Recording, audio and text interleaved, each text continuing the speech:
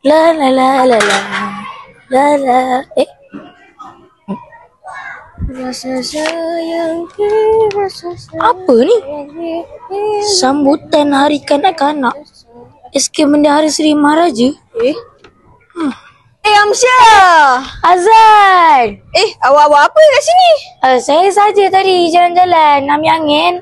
Awak pula buat apa kat sini? Oh, saya pun sama jalan-jalan. Lah, ya ke? Awak pegang apa tu? Ni lah.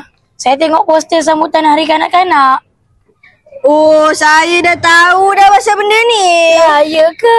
Awak dapat tahu daripada siapa? Daripada Cikgu Sarina. Oh.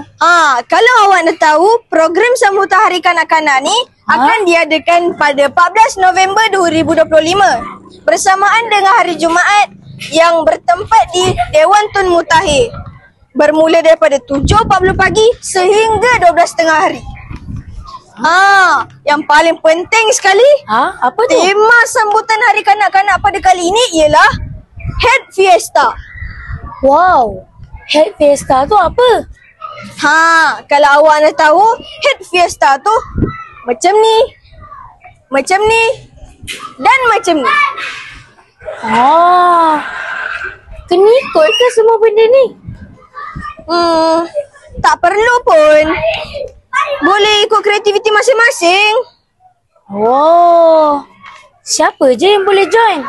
Semua murid boleh join. Bermula daripada prasekolah sampai tahun 6. Cikgu-cikgu pun boleh join lah. Oh, bagus.